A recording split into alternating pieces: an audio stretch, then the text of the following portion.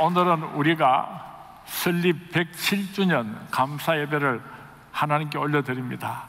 우리 선문교회 생일 주일입니다. 생일 축하합니다. 생일 축하합니다. 사랑하는 서문교회, 영어로 Happy birthday to you. 하나님께 감사와 영광의 박수를 올려드립니다. 지난 107년 동안 하나님께서 우리 선문교회를 어떻게 축복하시고 여기까지 인도해 주셨는지 우리 100주년 기념 예배 때 만들었던 영상을 우리가 잠시 함께 보도록 하겠습니다.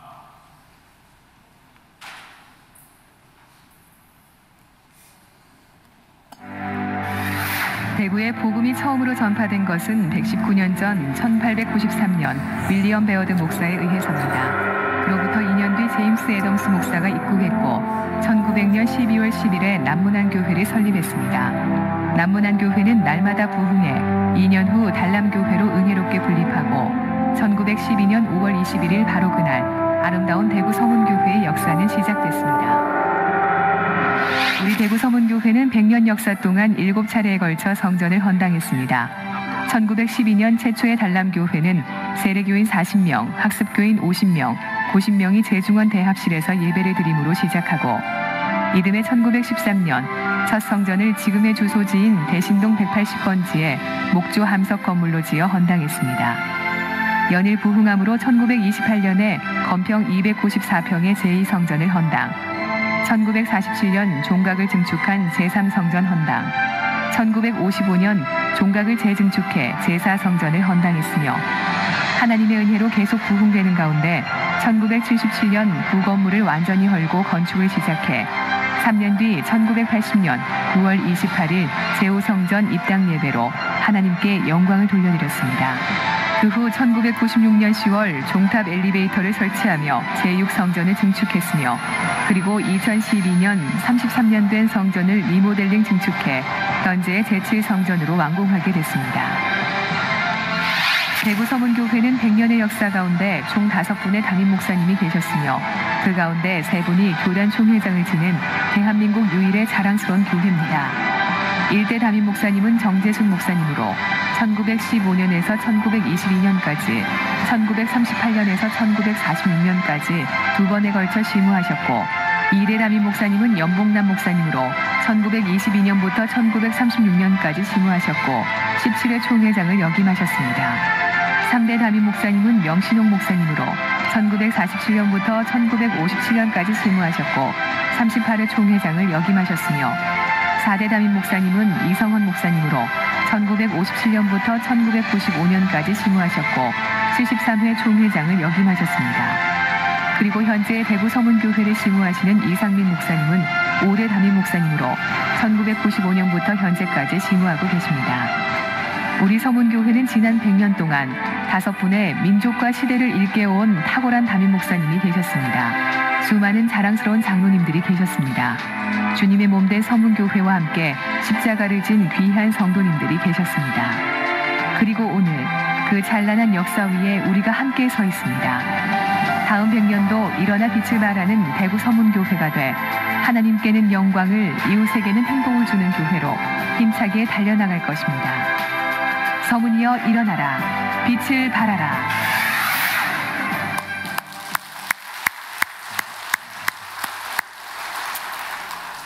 이 땅에 수많고 많은 교회들이 있습니다. 그 어느 교회든지 주님의 피값으로 세운 아름다운 이 땅 위의 교회들입니다. 하지만 그 가운데서 하필이면 저와 여러분을 대구 선문교회 성도 되게 하신 하나님께 찬양과 영광을 올려드립니다. 역사와 전통을 자랑하는 대구 선문교회, 오늘은 107주년 감사 예배를 드립니다. 우리 선문교회는 그동안에 일제시대 때는 복음과 함께 애국심을 가르쳐서 민족 해방운동에 앞장을 섰던 교회입니다. 6.25 사변 때는 피난민의 안식처로 매일처럼 우리 예배당에서 피난민들이 모여서 나라와 민족을 위해서 기도하던 처소였습니다. 가난하고 어려운 시기에는 세상 속에 들어가서 빛이 되고 소금이 되어서 주신 사명을 지금까지 잘 감당해온 자랑스러운 서문교회입니다.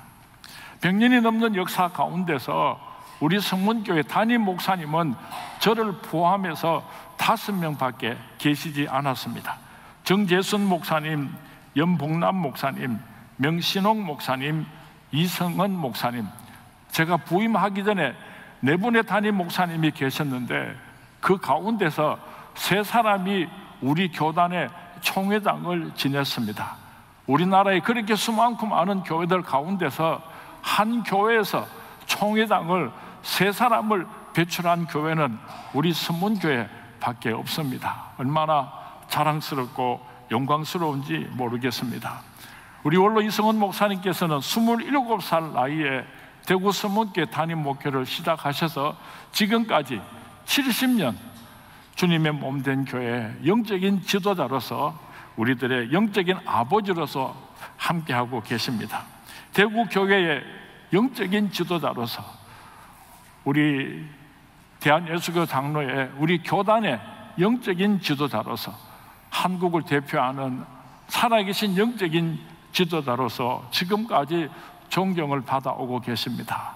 원하기는 우리 선문의 성도님들이 더 많이 기도해 주시고 더 많이 사랑해 주셔서 한국 교회사 앞에 가장 영광스러운 아름다운 이름을 남길 수 있도록 우리 선문의 성도님들이 더 많은 사랑을 베풀어 주시기를 부탁을 드리겠습니다. 우리 원로 목사님 47년 동안 이 강단에서 말씀을 전가하셨는데 우리 원로 목사님의 트레이드 마크가 있습니다.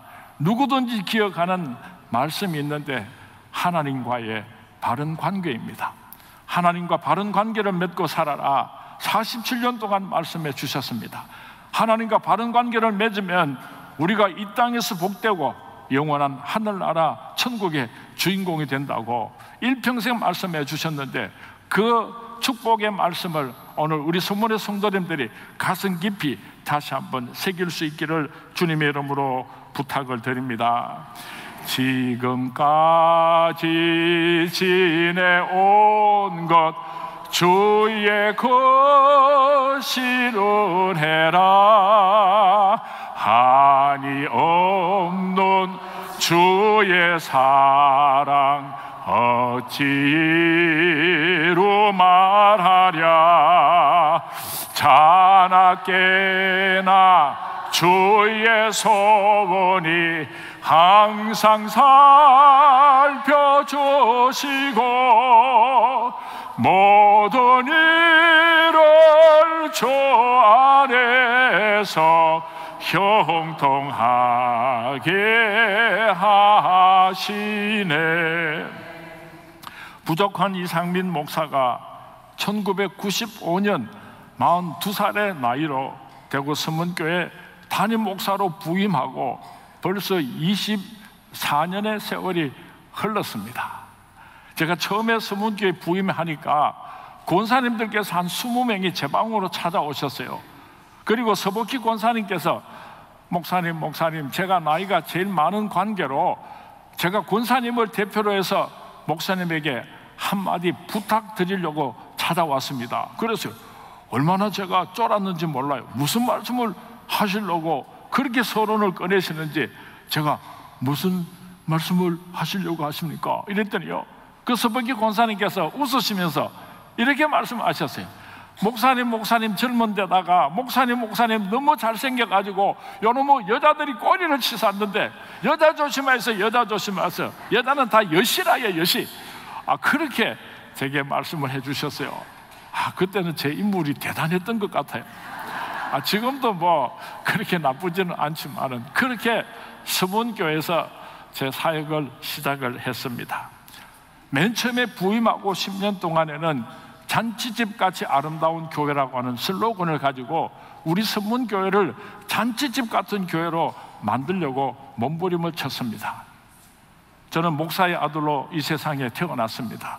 그리고 어린 시절 교회에서 자라나면서 우리 교회가 너무 위선적이고 너무 가식적인 것 같고 전통과 형식에 얽매여 있는 것이 너무나 싫었습니다.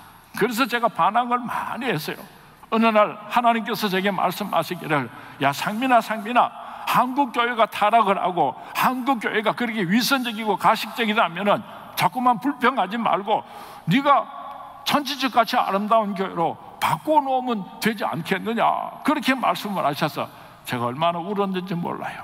제가 목회를 하게 되면은 잔치집같이 아름다운 교회를 만들겠습니다, 하나님 앞에 약속을 드렸고, 그래서 선문교회 부임하자마자 우리 선문교회가 잔치집같이 아름다운 교회가 되기를 바라서 몸부림을 쳤습니다.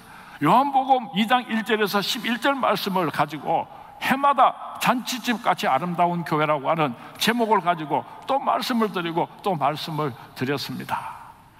여러분들은 우리 선문교회 계속해서 계시니까 잘 모르겠지만은 주위에 다른 교회들 한번 어떤 기회가 있어서 예배를 보러 가신다면은 숨을 쉬기가 어려울 것입니다. 예배 시간에 웃지도 안 하고요, 예배 시간에 감격도 기쁨도 별로 없어요. 그냥 막 이렇게 예배를 드리는데, 우리 선문교회는요 예배 시간이 얼마나 잔치집까지 아름다운지 몰라요. 믿으시면 아멘 하시기 바랍니다. 우리 성도님들끼리 서로 교제를 나눌 때요, 서로 막 붙잡고 사랑한다고 고백하는 교회도 이 세상에 그렇게 많지는 않습니다. 우리 선문교회는 잔치집같이 아름다운 교회인 줄로 믿습니다. 우리 선문의 성도님들의 삶이 잔치집같이 아름다운 성도들이 될 수 있기를 주님의 이름으로 축원을 드립니다. 그리고 나서 그 다음 10년 동안에는 하나님께는 영광을, 이웃에게는 행복이라고 하는 슬로건을 가지고 우리 선문교회가 세상 속에 들어가서 빛이 되고 소금이 되어서 하나님께 큰 영광을 올려드리고 온 세상 사람들에게 기쁨을 주는 선문교회를 만들려고 몸부림을 쳤습니다.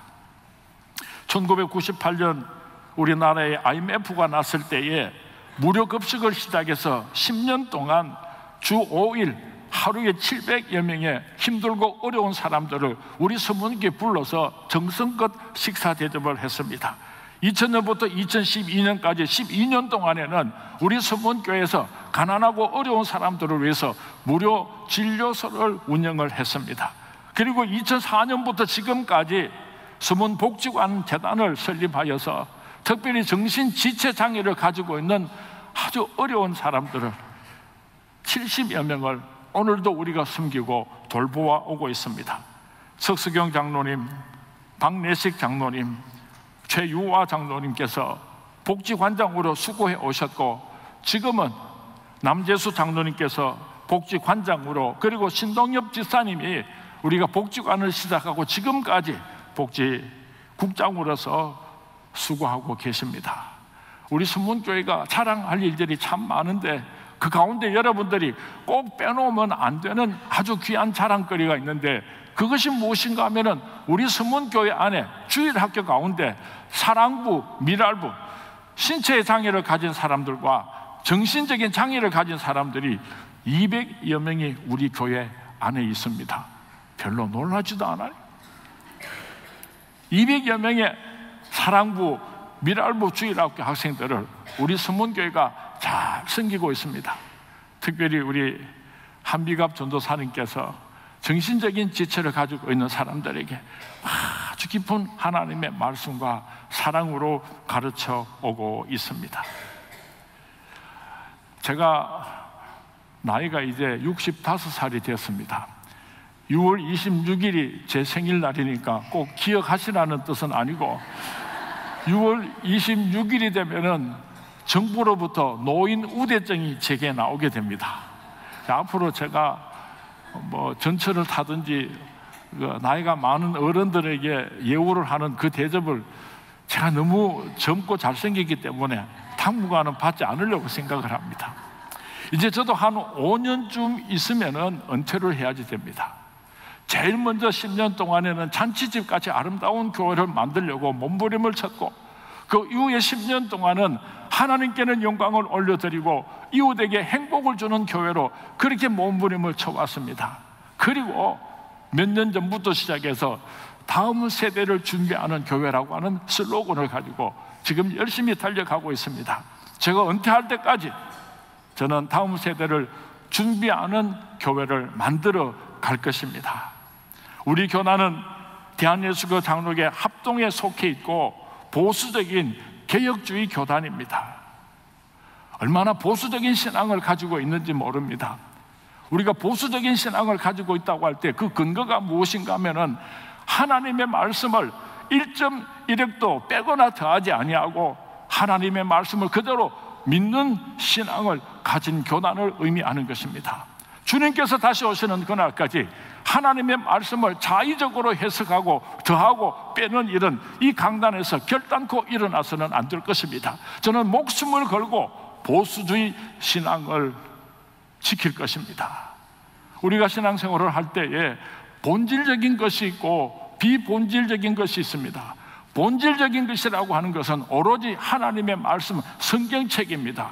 그리고 비본질적이라고 하는 것은 그 성경 말씀을 가르치는 데 필요한 다른 수단들을 의미하는 것입니다. 우리가 예배를 드린다든지 우리 교회 안에 전통을 가지고 있든지 이 모든 것들은 본질적인 것이 아니고 비본질적인 것입니다. 본질적인 하나님의 말씀은 주님 다시 오시는 그날까지 절대로 변해서는 안 되지만은 비본질적인 것은 얼마든지 변할 수 있다는 것을 우리가 기억했으면 좋겠습니다. 송아지 때 말뚝에다가 이렇게 줄을 묶어 놓으니까 소가 됐는데도요, 이 소가 묶여 있는 줄 알고 그렇게 움직이지를 못하는 거예요. 참 불쌍하지.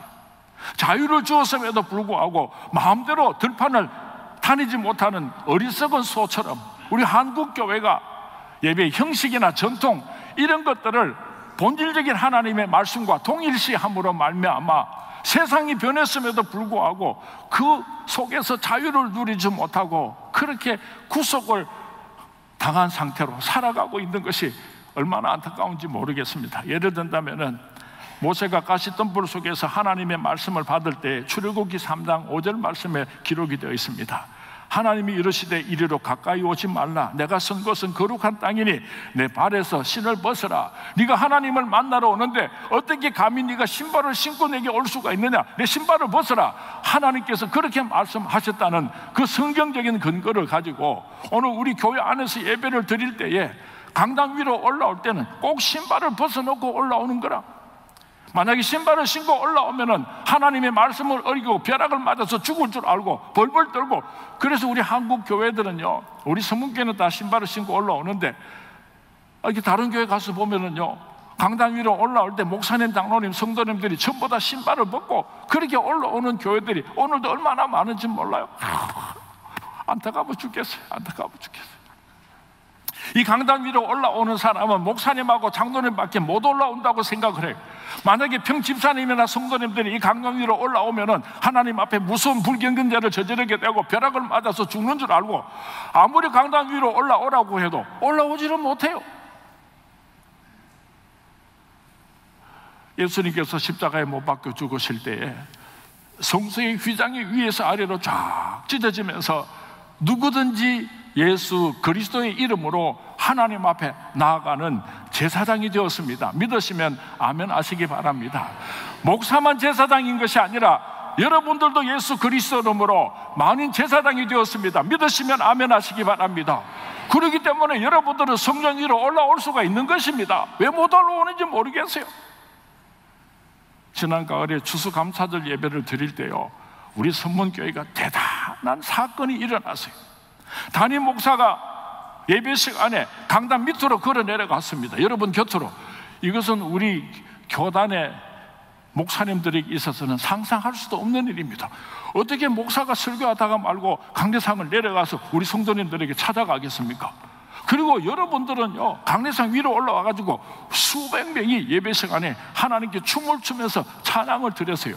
여러분, 이것이 우리 교단의 고정적인 고정관념을 가지고 있는 그런 목사님이나 장로님들에게 이게 가능한 일이겠습니까? 예배 시간에는 목사 혼자만 강단에 서가지고 말씀을 전가하고 성도님들은 말씀만 받기만 해야 되는데 목사는 내려오고 성도님들은 올라가고 이게 있을 수 있는 일이겠습니까? 기적 같은 일이죠. 그러나 하나님께서는 이런 예배를 기뻐하신다는 것을 우리가 기억할 수 있기를 바랍니다. 하나님께서 천지를 창조하시고 우리 인간들에게 물을 마시게 했어요.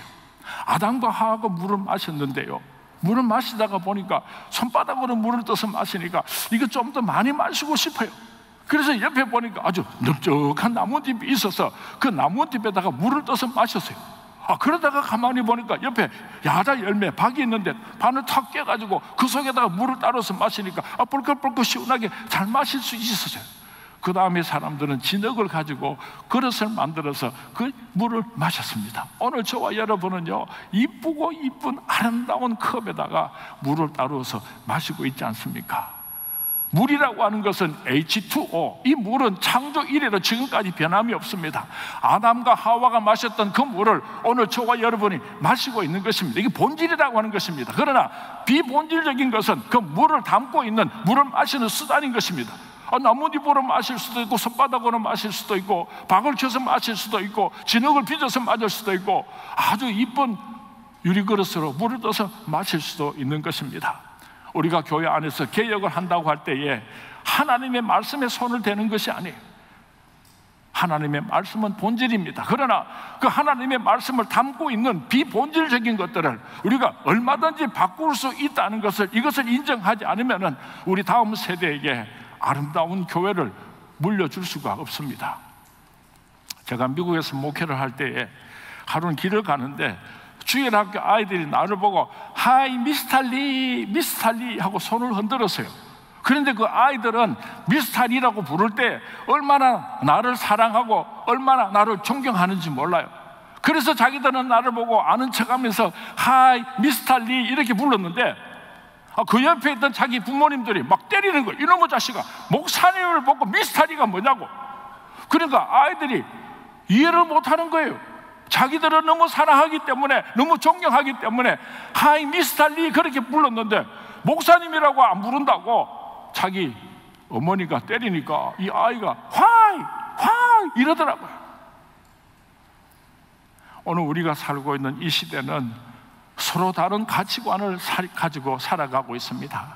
미국 사람들이 2차 전쟁이 일어나고 나서 고민을 했습니다. 너무나 많은 사람들이 죽었으니까 어떻게 하면 이 미국이라고 하는 나라가 부강한 나라가 될 수가 있겠는가. 그래서 전쟁이 끝이 나자마자 미국 사람들이 집집마다 자녀들을 많이 생산했습니다. 5명 정도 아이를 놓으면요, 명함도 내밀지 못했어요. 10명 이상 많은 가정에서 자녀들을 생산을 했습니다. 한꺼번에 전쟁 이후에 가정들마다 자녀들을 많이 생산하니까요, 세상이 엉망진창이 되었습니다. 먹고 살기 어려운 때에 얼마나 교육시키기가 어려웠겠습니까? 곧 한 사람 한 사람 사랑을 베푸는 것도 얼마나 어려웠겠습니까? 그렇지만은요, 그 많은 자녀들이 태어나서 열심히 서로 사랑하고 서로 섬기고 남들을 위해서 양보할 줄도 알고 아름다운 사회를 만들었어요. 그래서 그 당시에 미국이 경제적으로 크게 부흥을 하게 되고 미국의 교회들이 엄청난 부흥을 이루게 되었습니다. 그 시대를 가르쳐서 베이비 부모 시대라, 베이비 붐이 일어났다는 거예요. 집집마다 아이들을 많이 낳아서. 근데 그렇게 그 베이비 부모 시대에 태어났던 사람들이 어른이 되었습니다.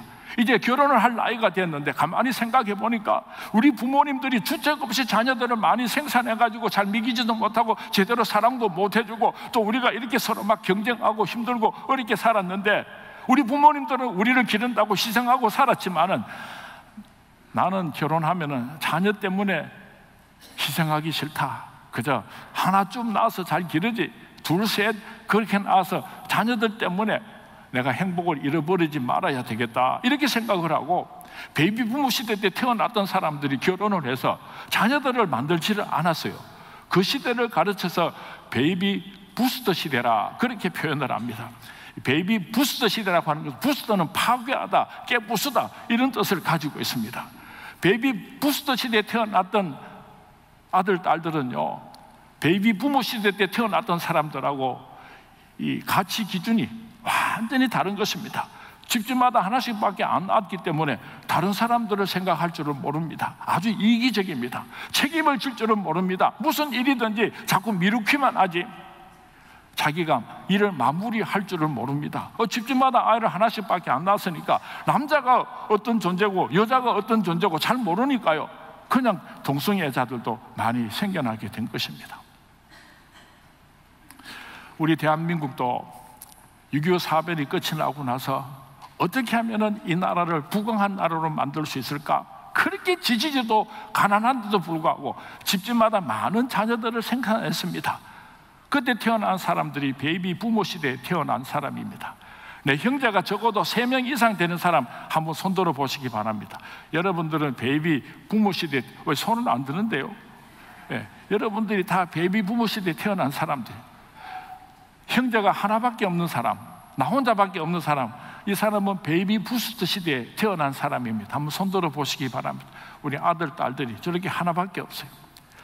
우리 한 가정에서 베이비 부모 시대 때 태어났던 어른들하고 베이비 부스터 시대에 태어난 자녀들하고 같이 살아가고 있습니다. 서로 가치관이 완전히 다른 것입니다. 어른들이 우리가 어릴 때 이렇게 저렇게 고생했고 우리가 어떻게 그렇게 경험을 아무리 이야기해도 우리 자녀들은 전혀 이해할 수가 없습니다. 서로 문화가 다르기 때문에.